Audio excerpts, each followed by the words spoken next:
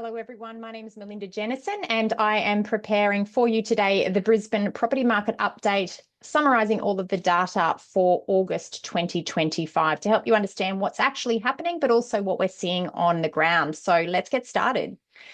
I'm going to start by talking about property listings. And as you can see, the long-term trend in Brisbane shows between 28 and 30,000 properties have been listed for sale. However, this has dropped significantly post-COVID, and we're now seeing on average between 13,000 and 17,000 listings. Now, in August, total listings were 16,106. That was up slightly from just over 16,000, just over 15,600 in July. However, it is still actually 11.6% lower than this time last year. So this is a real concern because this is at a time where demand is heightened for various reasons, including the announcement of the first home buyer scheme changes and also interest rates falling.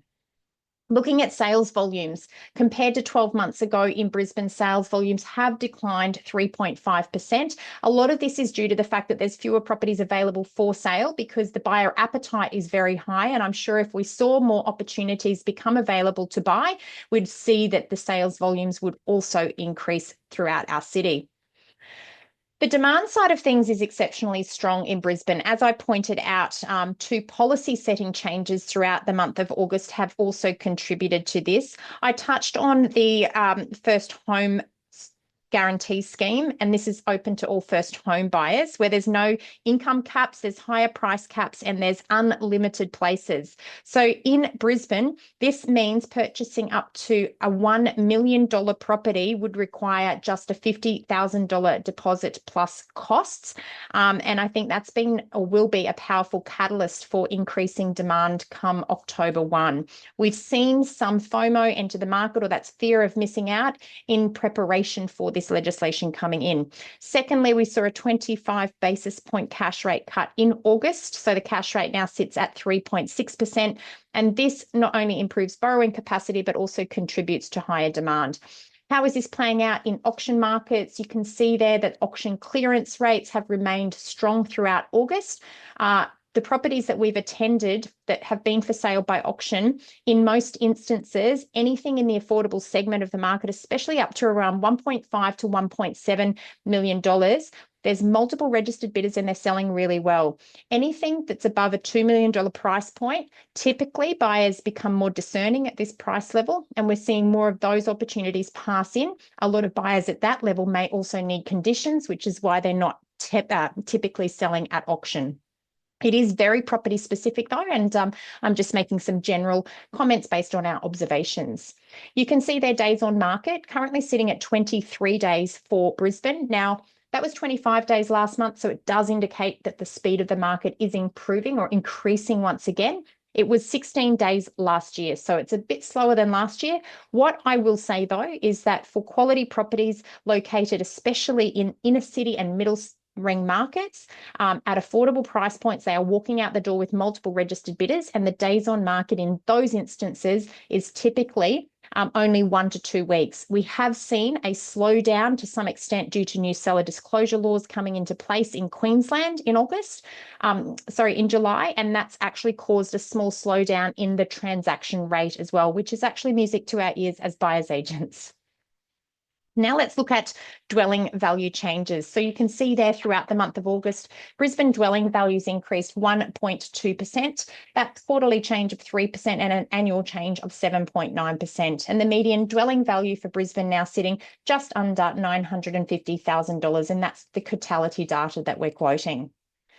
In terms of price growth segmentation, it is that more affordable demographic, or that more affordable segment of the market, that is outpacing the top end of the market and also the middle segment of the market. You can see there in Brisbane, 3% growth in the 3 months leading up to the end of July in the lowest 25% of property values, whereas only 2% growth in the top 25% of property values. So there's definitely been an affordability shift. However, because of the rapid rate of growth in that more affordable segment of the market, we're seeing prices escalate much faster. Let's look at what's happening in both segments of the market. So in Brisbane, house values increased 1.2% over the month, 2.9% over the quarter, and that puts annual growth at 7.3%. So right now, this data is totality data for all of Greater Brisbane. The median value for houses is sitting at $1,040,651. So that's a huge price increase over the last 5 years for Brisbane, and we're still expecting that price growth to continue in the months ahead.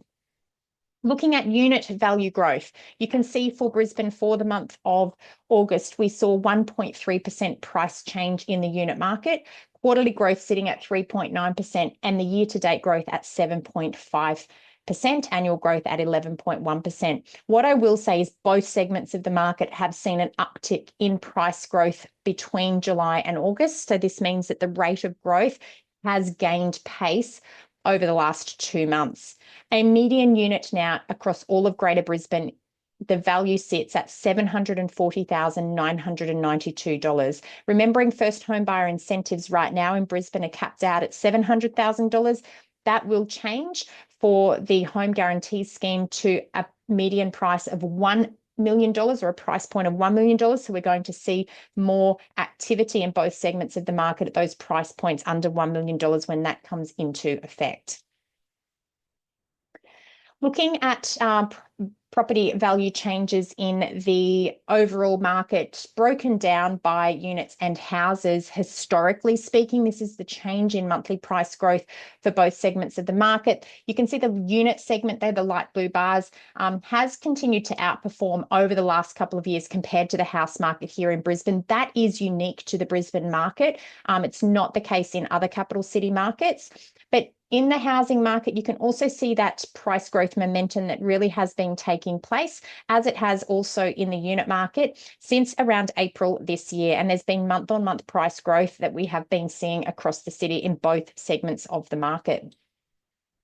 Looking at 12-month value changes there, you can see Brisbane really ahead in terms of unit price growth compared to every other capital city market around Australia. They are the dark bars that you can see there. In terms of house price growth, Brisbane's annual growth sitting in second place behind Darwin in terms of 12-month value changes. And in the last 3 months, Brisbane units again leading the market across all capital city markets throughout Australia. This is why we keep talking about the strength in the unit market, which does include both townhouses and units. And then the house market performing in the top 3 in terms of price growth over the last quarter once again.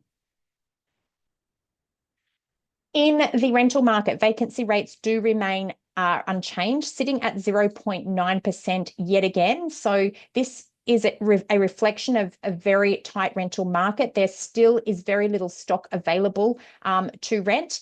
And in fact, we're starting to see more upward pressure on rents once again. Let's look at those yields. So rent price growth is increasing again. Here's the annual change in rents for houses. It's now sitting at 5%. This has escalated since last month's recording. And in annual changes in rents in the unit market, we can now see Brisbane sitting at 6.2% annual change. So again, we're starting to see an improvement in the amount of income that investors would be generating over a 12-month period because of these annual changes in rents. That said, we're very aware of the fact that there's many tenants that do find that this rate of growth, which exceeds inflation, does put them into a position of financial stress in some instances, especially in areas where affordability is a challenge. So this is the big dilemma that we're constantly having to deal with in the housing market. How do we create affordable housing that people can continue to rent at an affordable price? And this is the missing gap in the market right now. So just to summarise, Brisbane has recorded the highest monthly growth of all capital city markets throughout August, and that's sitting at growth of 1.2% for all dwellings. It's driven by affordability, but also strong buyer demand, and it's also a reflection of the limited listing volumes that we do have available throughout our city. We've talked about the fact that the expanded home guarantee scheme and also recent interest rate cuts are boosting buyer activity. And this is actually putting more pressure on demand. And it's why we're starting to see price escalation happen so rapidly once again. Listings do remain well below average, and they are down 11.6% year on year. And this is what's also contributing to price pressure, pushing prices higher and creating that intense competition that we are seeing, especially in the more affordable segment of the market. If you would like to connect with our team at Streamline Property Buyers, please take the time to scan this QR code. You can actually connect with us by booking a discovery call. You can see some of our free resources, read some of our free blogs, and also subscribe to the Brisbane Property Podcast, which is going to provide you with up-to-date weekly information on what's happening out and about in the Brisbane property market. I appreciate your time today. Thank you very much, and I'll speak to you again next month. Bye for now.